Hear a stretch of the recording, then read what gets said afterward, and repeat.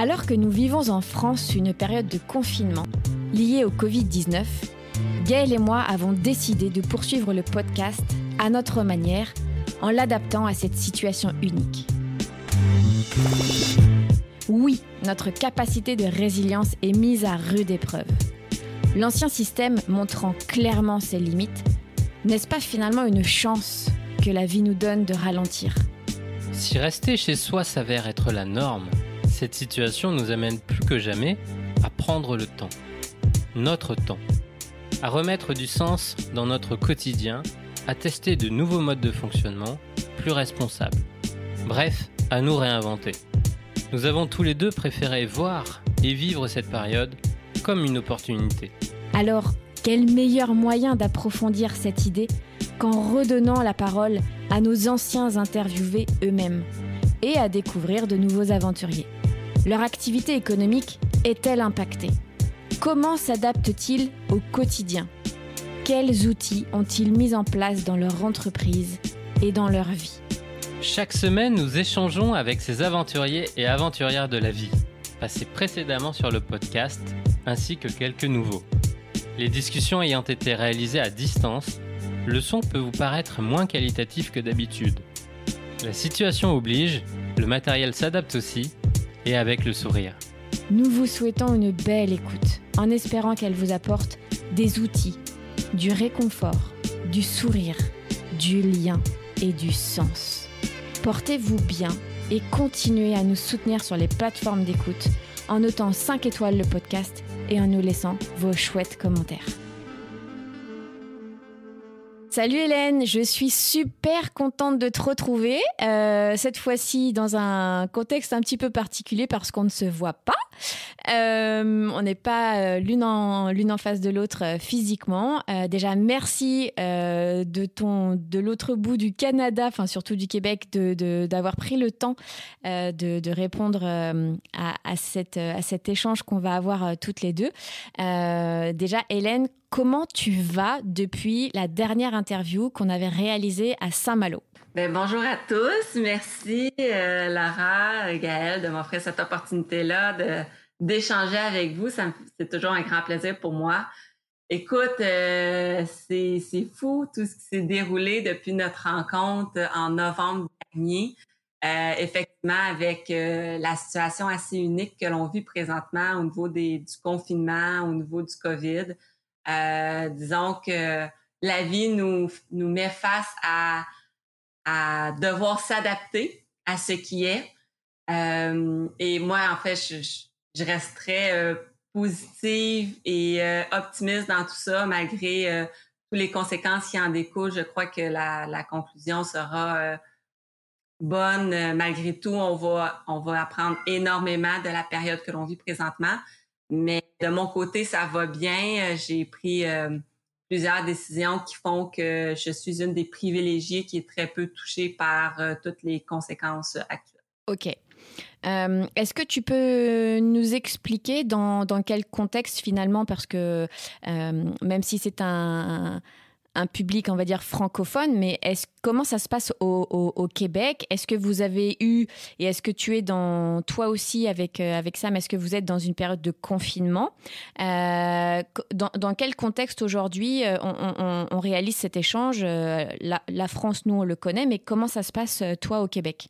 En fait, on suit passablement les mêmes consignes à suivre la France et le Québec. Je peux dire que au niveau de nos leaders gouvernementaux québécois, on est vraiment très, très privilégiés. Ils ont agi rapidement. Ils ont imposé des règles assez strictes très tôt alors qu'on était peu touchés par la vague du COVID. On a pris exemple, malheureusement, sur ce qui s'est malheureusement et heureusement sur ce qui s'est déroulé en Europe. On avait quand même des faits, un signal d'alarme qui ont fait qu'on a agi rapidement. Donc, de notre côté, on a été en confinement quasiment au même moment que vous. On vient tout juste de terminer notre 3e semaine de confinement officiel. Ouais, en fait, c'est vraiment quasiment en même temps que la France, en fait. Oui, je sais qu'il y a certaines parties en France où il y en a qui ont déployé des règles plus strictes. Mais en général, là, entre autres avec la région parisienne, on est quand même assez similaire. C'est sûr que je peux parler plus de ce qu'on vit dans la province du Québec parce qu'on a différentes provinces à travers le Canada. Donc, je sais qu'on a des règles assez similaires, uniformes à travers toutes nos provinces. Mais ici au Québec, c'est ça, on vient de terminer notre 3e semaine de confinement. On a la majorité de nos commerces sont fermés. Depuis une semaine, ils ont fermé au niveau de tout le domaine de la construction. Les commerces qui n'étaient pas nécessairement c'est comme coiffeurs, Oui, pas nécessaire, pas d'utilité première. Et les centres commerciaux sont fermés également. Donc, il y a certains commerces, quand il y a une porte qui donne sur l'extérieur, qui sont encore disponibles. Évidemment, nos pharmacies, nos épiceries sont ouvertes. Les écoles sont fermées depuis maintenant 3 semaines. Les gouvernements avaient annoncé 14 jours jusqu'à la mi-avril. Sauf qu'ils ont prolongé cette fermeture d'école-là jusqu'au 1er mai et on s'attend possiblement à d'autres changements d'ici là. Mais je peux dire que on a très peu de cas, si je peux comparer avec d'autres pays. Aux États-Unis, je sais que ça va vite, là. Hein? Ça va très vite. C'est très volontaire, donc il n'y a pas vraiment de règles communes et ce sont nos plus grands voisins. Nos frontières sont fermées autres que pour le transport parce qu'évidemment, on a des vivres, on a beaucoup d'échanges là, avec les États-Unis. Donc, là encore, il y a plusieurs consignes à suivre au niveau des douanes. Mais je veux dire, en général, tout a été pris à temps. Les gouvernements s'attendent à ce que le pic arrive au courant de la prochaine semaine, des 10 prochains jours. Mais malgré tout, dans l'ensemble, la majorité de la population respecte les règles qui sont là, même qu'on se déplace plus là, d'une région à l'autre, là, à moins d'un besoin là, vraiment essentiel. OK. Qu'est-ce qui change fondamentalement, hormis, j'entends bien, les fermetures, coiffeurs, centres commerciaux, qu'est-ce qui a vraiment changé fondamentalement dans votre quotidien? Est-ce que vous avez dû vous réinventer sur certains aspects? Qu'est-ce qui a changé? Comment vous l'avez vécu? Est-ce que vous le vivez un petit peu de façon brutale? Est-ce que vous le prenez avec sourire? Est-ce que c'est un petit peu aussi comme un jeu de devoir se dire bon, système D, comment on fait pour aller acheter telle chose ou se faire livrer? Voilà, dans votre quotidien, et après j'en viendrai plutôt à toi, à ton activité, mais dans votre quotidien, à Sam et toi, qu'est-ce qui a changé et est-ce que vous avez dû vous réinventer sur certains aspects? En fait, Samuel travaille au niveau de la distribution. Il distribue dans les restaurants et dans les épiceries. Donc, les restaurants sont tous fermés, mais lui, quand même, son travail se poursuit parce que, entre autres, font la distribution de l'eau et d'autres. Bien sûr. Et donc, eux, les activités continuent. Fait que lui, il continue d'aller travailler dans son environnement de travail. Ils ont pris les règles d'hygiène aussi, toutes les recommandations nécessaires, que chacun garde ses distances et tout. Malheureusement, malgré tout, les activités se poursuivent. De mon côté, je faisais déjà mes activités professionnelles à la maison. Donc, évidemment, il y a des événements qui ont été annulés, que ce soit en réseautage, que ce soit avec des clients. Mais dans l'ensemble, mes tâches professionnelles se font de chez moi. Donc, d'un côté professionnel, nos activités se poursuivent normalement malgré la situation actuelle. Puis personnellement, c'est sûr que moi, je me sens privilégiée d'être en couple en ce moment parce que il y a quand même un contact qui est là, un échange. Nous, on ne garde pas nos distances, là, on se fait des câlins, Sam et moi. Oui, bien sûr. Donc, quand même, il y a un échange, il y a une dynamique qui est présente. C'est sûr que tout est au ralenti. Il n'y a pas de réunion familiale, malgré qu'on habite proche l'un des autres. Des fois, on peut se voir du haut d'un balcon, échanger quelques mots, mais on reste quand même très distant. Mais je veux dire, dans l'ensemble, notre quotidien se poursuit assez normalement que ce qui était avant la crise. Mais c'est sûr que ma famille, le contact avec ma famille, mes amis, on est des gens qui sortaient beaucoup, qui se réuniaient régulièrement. Donc ça, moi, personnellement, je commence à ressentir un peu les effets. Je reste quand même positive malgré tout. On fait des vidéos, des appels vidéo, des fois à plusieurs, justement pour recréer un peu ce contact-là. Mais c'est parfait en même temps parce que ça nous amène à s'observer et à voir Ouais. ce qui émerge à l'intérieur de nous à travers les circonstances actuelles. Et je pense que c'est tellement une belle période pour apprendre à se connaître aussi. Mm. Donc, j'essaie toujours de le voir de façon positive. Ouais, c'est une belle période introspective. Exactement. Dans ce que tu dis, moi, en tout cas, je vais retenir ceci. Je crois qu'on est un petit peu tous dans ce cas-là aussi. Certes, on a aussi l'envie de sortir, d'aller marcher. Et le jour où on va tous partir marcher en forêt ou courir dans un espace où il y a des arbres, on va, j'espère, vraiment encore plus kiffer que d'habitude. Et j'ai presque l'impression aussi à travers tes paroles que c'est vraiment le lien humain en fait qui manque le plus aujourd'hui. Alors sur ceux qui sont en couple ou qui sont en famille, il y a quand même les grands-parents, il y a quand même les amis, les cousins qui manquent. Et je crois qu'on est quand même beaucoup à imaginer ce moment où on va retrouver ses proches avec beaucoup d'émotions et beaucoup de presque encore plus d'amour. Donc effectivement, le lien humain est peut-être ce qui manque ou ce qui nous ce qui manque finalement, ce qui manque dans ce confinement. Moi, j'apprécie toujours autant dans tes mots qui transpirent c'est même plus la bonne humeur, c'est la bienveillance, c'est le positif.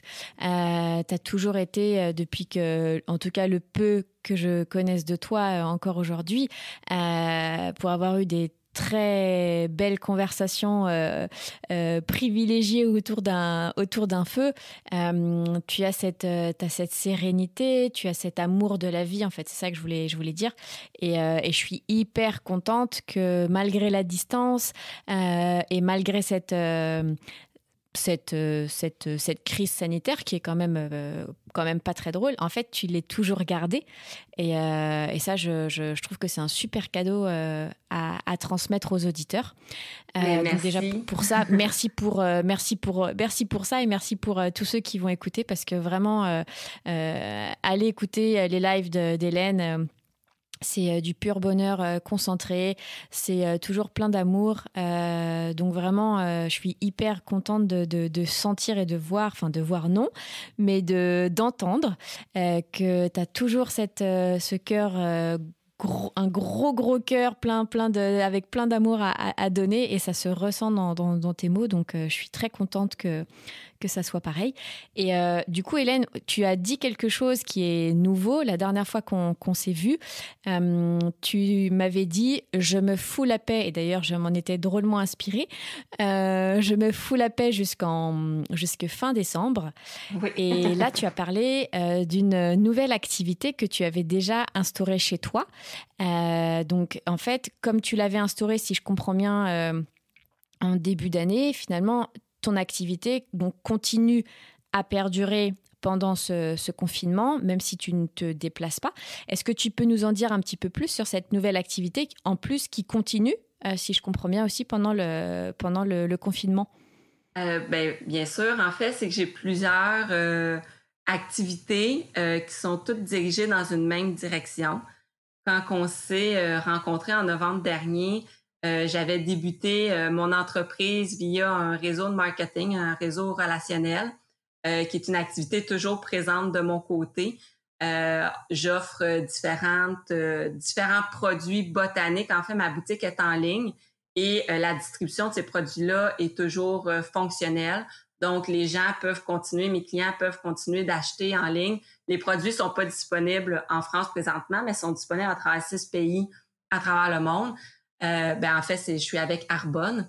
Et en fait, ces activités-là se poursuivent évidemment et on a dû s'adapter parce qu'on faisait des présentations, on recevait les gens ou on allait dans les foyers des autres. On faisait des prêts de produits aussi via des prêts de trousses. Donc, évidemment, ces échanges-là, on ne les poursuit pas actuellement là, avec le confinement et tout ça, mais il reste qu'il y a beaucoup d'activités virtuelles qui se fait et les gens ont quand même accès à se procurer les produits. Il y a des produits de consommation de tous les jours, que ce soit au niveau cosmétique, soins corporels, soins visage, nutrition. Les gens peuvent faire l'achat via mon lien en ligne. Donc ça, cette activité-là se poursuit. Elle est un peu au ralenti, mais elle se poursuit malgré tout. Et à travers ça, ce que j'ai mis en place, c'est que moi, j'ai vraiment mon bagage professionnel est dans le domaine des ressources humaines, que j'ai pratiqué pendant plus de 12 ans avant que je quitte faire mon voyage autour du monde. Et à mon retour, ce que je désirais profondément, c'est de partager ce que moi je me suis permis de me laisser guider dans les enseignements de pleine conscience. Et je me disais qu'au-delà des problématiques que l'on vit au travail, il y a des êtres humains qui, eux, ont à s'observer, à mieux se connaître pour créer une meilleure harmonie, entre autres dans les milieux professionnels. Et ce que j'avais envie, c'était de combiner mon bagage professionnel en ressources humaines avec tous les exemples, les situations que j'ai vécues et informer, outiller et accompagner les gens dans une meilleure connaissance d'eux-mêmes. Et pour aller dans cette même direction-là, je me suis inscrite, entre autres, à une formation en neurobiologie avec Ludovic Leroux, qui est un Français. En février, j'ai eu plus de 40 heures de formation avec lui et la formation se poursuit en ligne jusqu'en mai. Et déjà, moi, je crée des groupes via Zoom pour que je puisse vulgariser ce que je suis en train d'acquérir comme enseignement. Et la neurobiologie, en fait, c'est tout le système nerveux. Et c'est de comprendre que les récentes études, c'est que c'est le corps qui fournit l'information au cerveau majoritairement. On parle même de 80-90%, et non l'inverse. Donc, c'est d'apprendre à se reconnecter à notre corps et de développer cette attention-là, de capter nos sensations, nos émotions, puis au lieu de les refouler, c'est comment je peux les voir et comment je peux venir à changer les différents états dans lesquels je suis. Et en changeant notre état, ça va naturellement avoir un effet sur notre histoire qui se façonne dans notre cerveau et on va être capable d'aller plus à la source et se remettre dans un sentiment de sécurité et de confiance. Et actuellement, avec ce que l'on vit, avec le COVID, ben on a un terrain de jeu exceptionnel pour s'observer, pour apprendre à se maîtriser et développer toute cette attention-là à ce que l'on vit en nous, dans notre monde intérieur. Et en fait, ce que je veux, c'est vraiment de combiner les enseignements de pleine conscience et de neurobiologie et de les partager en entreprise, soit via des conférences, des ateliers, des formations. Et moi, ce que je veux, c'est d'accompagner ma clientèle à moyen long terme. Donc, on parle de 3, 6 mois, peut-être même 1 an, parce qu'il n'y a pas de fast-food en développement personnel. C'est vraiment la mise en pratique. C'est de mettre des petites actions au quotidien, répétées, qui va donner l'effet cumulé et qui va nous permettre justement de transformer notre vie. Donc, en fait, c'est que présentement, évidemment, je ne peux pas aller en entreprise parce que il n'y a pas de rassemblement qui est fait. Mais présentement, je me permets d'acquérir ces enseignements-là, de m'observer et de les partager à ma façon via de petits groupes. Donc, c'est une autre activité qui se poursuit. Et la dernière activité, c'est que moi, je fais partie... je suis une privilégiée de la vie. Mon mentor, c'est François Lemay. Il est de plus en plus connu en France, en Europe. Et je fais partie de son Happy Team. Donc, présentement, j'accompagne beaucoup ces étudiants qui sont sur ces formations en ligne. Il y a plusieurs communautés Facebook qui existent. Donc, j'accompagne ces personnes-là à travers les questionnements qu'ils ont, leur cheminement, toujours les ramener aux enseignements et faire les ponts avec ce qu'ils vivent présentement. Donc, je reste beaucoup dans l'amour, la bienveillance et la compassion envers chacun, surtout présentement, qu'est-ce qu'on vit, puis c'est de l'accompagner de notre mieux avec notre cœur à travers ça, puis de les ramener à eux. Donc, je suis vraiment en train de bâtir la vie de mes rêves en ce moment. Et c'est de rester dans le détachement de tout ce qui est là, puis de suivre le flot de la vie aussi. Bah dis donc, t'as sacrément bien fait de te foutre la paix jusqu'à fin décembre. Même si ça a dû prendre quelques petits jours de plus en janvier. Parce que, en fait, quand on t'entend parler, en fait, tout semble couler de source aujourd'hui, que ce soit faire des conférences sur les thèmes justement pour intervenir en entreprise, sur tout ce qui est neurosciences. Tu parles beaucoup de François Lemay. Donc en fait, tu as rencontré, moi c'est comme ça que je l'entends, tu as rencontré les bonnes personnes au bon moment.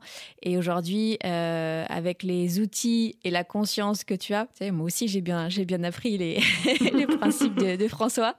Mais donc, on a l'impression que justement, ça y est, t'es lancé, t'as trouvé ton... Mon fil conducteur, Et ton fil conducteur, ouais. Même si tout peut évoluer, même si demain ou dans une semaine, tu réajusteras, peu importe, c'est pas le fil conducteur n'est pas lisse. Tu auras toujours plein de petites choses qui vont s'y rajouter, mais tu as ton axe qui est ton axe principal, majoritaire, et on sent que, en tout cas moi je le sens comme ça coule de source, et du coup c'est chouette d'entendre ça, surtout en plein confinement, encore plus en plein confinement. Donc je suis ravie que ton message soit, je n'en doute absolument pas, mais ton message soit super positif. Est-ce que tu souhaites rajouter quelque chose, soit que tu aurais omis de partager, ou un message plein d'amour comme tu as l'habitude de faire sur tes lives? Parole libre, si tu as envie de rajouter quelque chose, c'est avec grand plaisir, Hélène.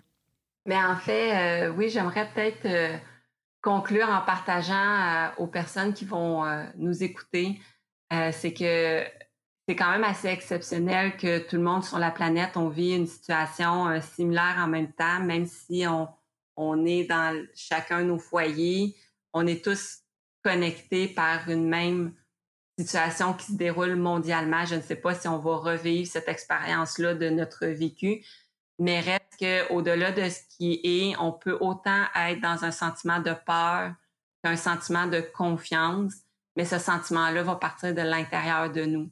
Donc, des fois, c'est d'observer dans quel environnement extérieur on évolue présentement, puis se dire, est-ce qu'on a tous la capacité de transcender ça et de reprendre notre pouvoir et de choisir qu'est-ce qu'on a envie de voir?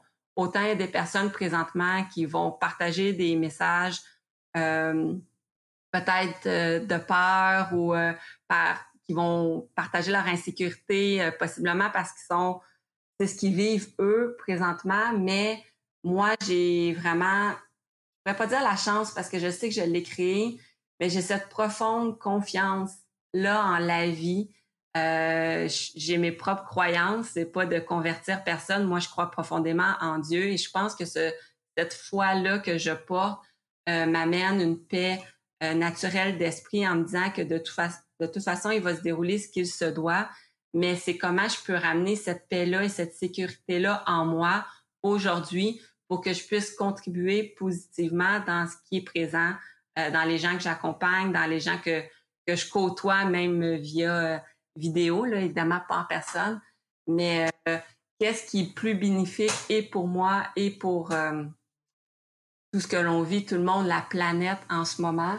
Et j'aurais envie de dire que tout est une question de perception, et que nous, on peut transcender nos perceptions, on peut choisir. Tu sais, pourquoi il y a des gens qui vivent dans la peur et il y en a d'autres qui le vivent dans la confiance alors qu'on vit la même situation. C'est vraiment une question de perception. J'ai appris à me connaître à travers les dernières années. Évidemment, j'ai fait des libérations, j'ai compris qu'est-ce que je portais, les blessures à l'intérieur de moi. C'est un cheminement, mais en ce moment, il y a tellement de give, de belles personnes. Il y a des outils qui sont mis à notre disposition gratuitement présentement, que ce soit des livres, des méditations, des formations. Fait que je dirais aux gens, prenez le temps d'aller vers ce qui vous appelle, ce qui vit en vous. Puis c'est vraiment notre responsabilité de retrouver ce sentiment de sécurité-là, et que l'on vit présentement, c'est juste pour justement nous ramener à ce côté de lumière, à ce côté divin que l'on porte chacun, pour déployer, justement, rayonner les uns les autres, de ramener la co-création, la collaboration, l'entraide. Il y a tellement de belles choses qui se font en ce moment. C'est vraiment de mettre l'attention sur celle-là plutôt que le contraire. Et je pense que c'est en focusant sur ça qu'on peut observer la transformation qui s'opère, puis de quelle façon on peut on peut contribuer aussi positivement. Donc, c'est juste de ramener cette confiance-là, cette paix-là à l'intérieur de nous. Puis il y a plein d'outils qui sont disponibles pour nous aider à le faire présentement. Écoute, c'est une très, très jolie conclusion et plein de super good vibes. Donc, je t'en remercie grandement. Je suis ravie que tu nous aies délivré un message positif et que voilà, tu aies pris le temps à ton réveil parce que nous avons un décalage horaire très important. Donc merci Hélène d'avoir pris le temps. J'espère que cet échange vous a plu, vous a donné plein de courage, plein d'envie à aller de l'avant, à changer vos perceptions. Et puis, je remettrai bien évidemment les liens vers le site et la page Facebook pro d'Hélène. Donc, au contraire, suivez-la, posez-lui des questions. Et puis, ou sinon, posez des questions à la fin de ce podcast. Hélène, je t'embrasse très fort. Et puis, je mets les liens vers tout ce que tu nous as indiqué. Je les mets à la fin du podcast. Merci beaucoup. Je vous embrasse très fort également. Du coup, on vous embrasse toutes les deux très fort. À bientôt. Bye. C'était la série #Sacrée Aventure. Si l'épisode vous a plu, vous pouvez le noter 5 étoiles sur Apple Podcast et les autres plateformes d'écoute. Cela donnera à d'autres la curiosité et l'envie de découvrir notre podcast. Dans cette période spéciale de confinement, continuons à prendre des nouvelles de nos proches, de nos amis, de notre réseau. Garder le lien s'avère une excellente façon de conserver la santé. Alors, continuons à découvrir notre capacité de résilience, à nous réinventer au quotidien et à ralentir en prenant soin de nous-mêmes et de notre entourage. Prenez soin de vous et à bientôt pour un prochain épisode #Sacrée Aventure.